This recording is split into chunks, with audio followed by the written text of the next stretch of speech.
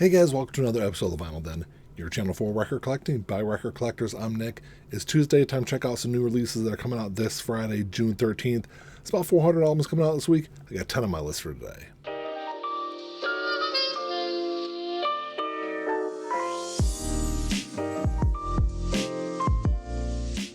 There's a bunch of links down below. You got links for the Vinyl Den Facebook group, for the merch page, for the Spotify and Apple Music playlist that I put together every week, and the Patreon page. So make sure you check all that out. Like always, if you enjoyed the episode, make sure you give me a thumbs up, hit that subscribe button down below, and make sure you hit that notification bell so you're notified every time I release new episodes. Like I said in the intro, it's about 400 albums are coming out this week, but I'm only going to talk about 10 on the show today. So if there's something you're looking forward to that I don't have on here, make sure you drop me a comment down below. Let me know what you're looking forward to grabbing this week. And like always, if you're unable to find these in your local brick and mortar stores, they should all be available online. I'll put links down below in the comment section for them. You can also always go over to the Vinyl Den store on Amazon. All the pre-orders are on there, new releases, deals on records, all sorts of cool stuff to check out. So the first release I got on my list this week is this new remaster edition of Load by Metallica. Came out back in 1996, so it was a 6 studio album. There's a 2 LP version, it's going to run you about $36, and then there's this big super deluxe box set, it's going to run you $275. So Metallica has been going through and doing this whole remaster series, with Load being the next release. And I remember when Load came out. People absolutely hated this album. Metallica cut their hair. They went to this more like gentler style of hard rock. There's a country song on this album. I think a lot of that was due to the fact that this was the album that followed up the Black Album. And, there was a big difference between what they did on And Justice for All and the Black Album. And there was even more of that progression from the Black Album to Load. So I don't know if it was just the overall fame that they'd gotten to at this point in their career because of the Black Album.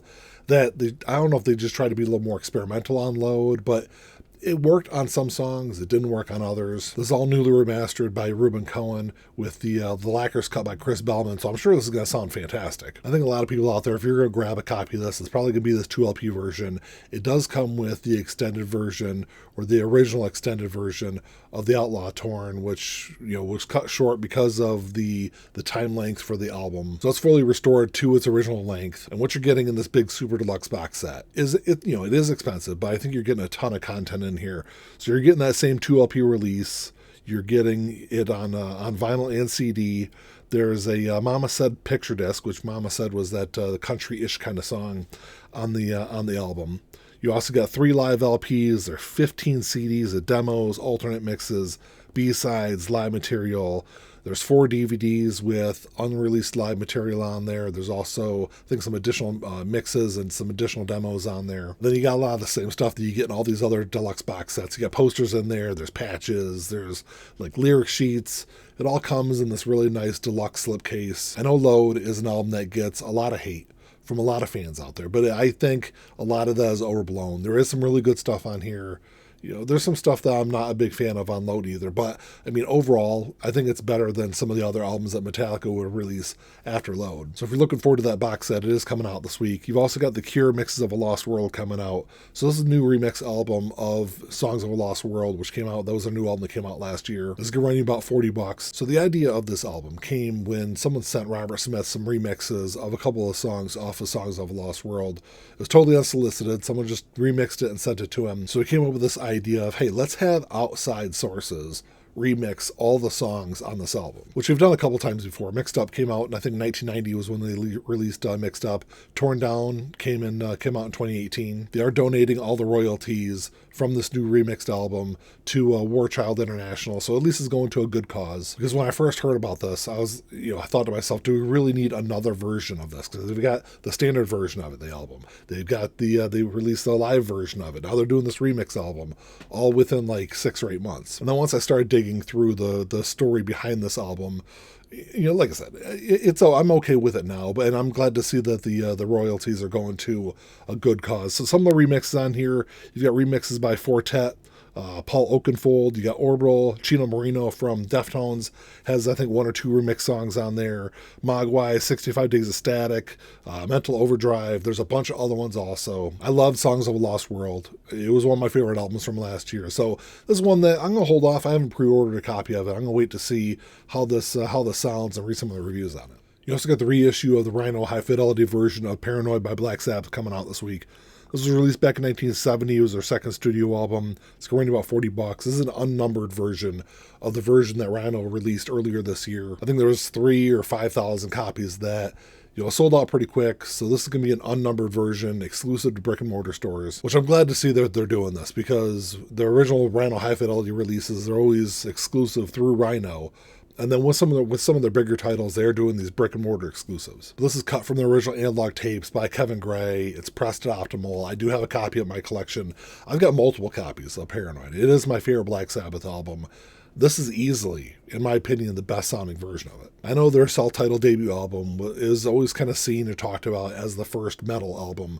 I think Paranoid was the album that brought that sound to the mainstream, though. And to become one of the more influential rock albums of the 70s. And like I said, it is my favorite Sabbath album. I already have a copy of it, so I don't need to grab a copy of it this week. Then you've also got Alice Cooper, Love It to Death, getting reissued. This came out back in 1971. This is their third studio album. So this is a reissue with what looks like the original band artwork on it. It's going to run you about $40. This was the band's big breakthrough album. This is the album that launched Alice Cooper into stardom. And this album is a little similar to the way I look at Paranoid. Paranoid was the album that really helped define metal in the 70s, or hard rock in the 70s. And Love It to Death would help do the same for theatrical style of rock music that would get more popular as the 70s would go on. I do like their first two albums, but their first two albums are way more experimental and psychedelic. Love It to Death, when they went to record Love It to Death, it was their major label debut. They decided they wanted to kind of push some of that away and do more of like a straightforward hard rock album.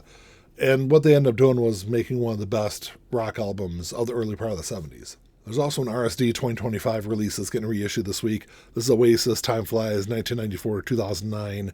So this came out back in 2010. So this is a compilation of all their UK singles from the 90s all the way up to 2009. It's going to run you about $120. It is on 4 LPs. It's going to be on black vinyl. When this came out for Record Store Day, I think it was on, I don't know what color it was. It's 4 different colors were the albums. This is going to be on standard black this week. So when this was released for Record Store Day, a lot of people were complaining because it does not include Champagne Supernova, because this is, like I said, it's all the singles from the band.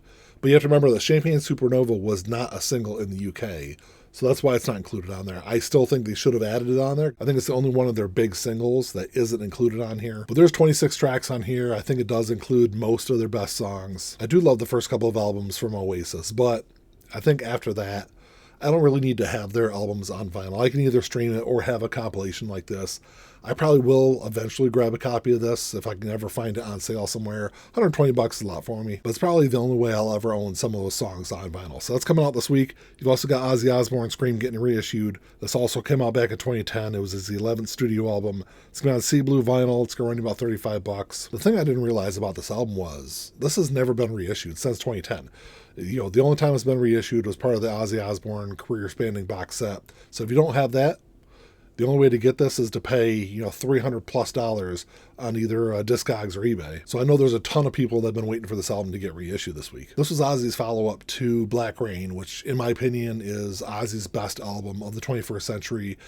Scream got a lot of really mixed reviews when it first came out. I think in hindsight, in retrospect, looking back on this album, I think it's better than a lot of people said it was at that time. It did really well. I think it hit like number 4 on the Billboard 200.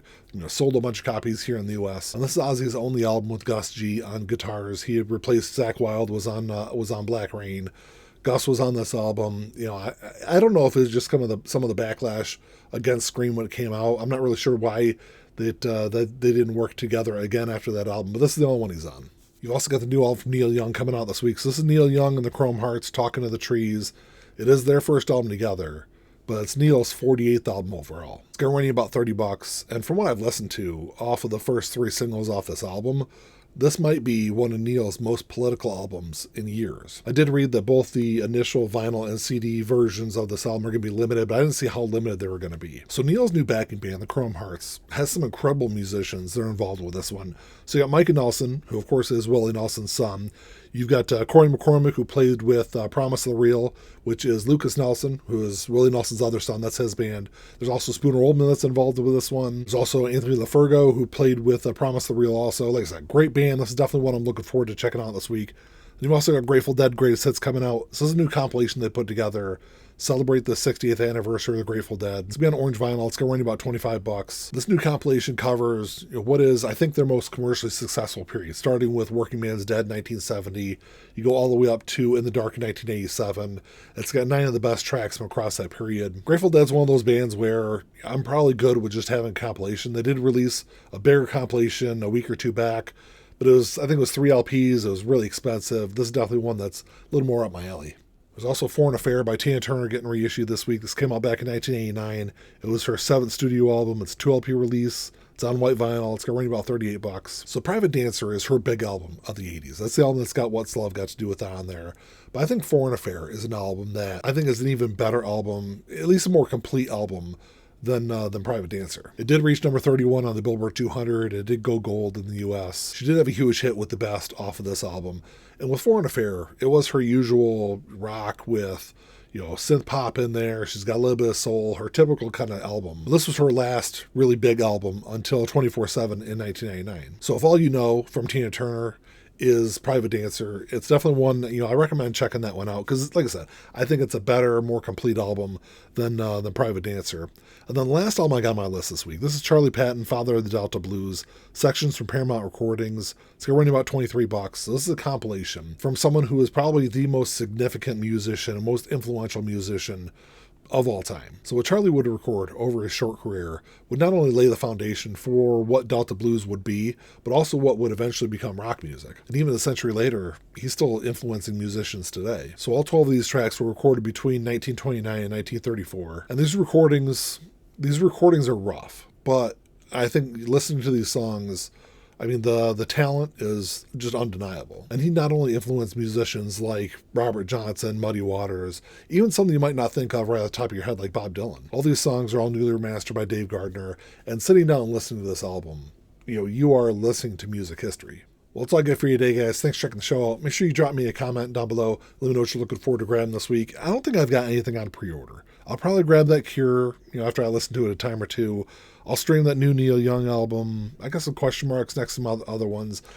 I might grab that Oasis also. I don't know. We'll see what I end up grabbing. But maybe I'll wait until some bigger sales happen later this year to see if I can track down a copy of that. But let me know what you guys are looking forward to. Like always, if you enjoyed the episode, make sure you give me a thumbs up. Hit the subscribe button down below. That's all I got. Until next time, keep on spinning. Peace.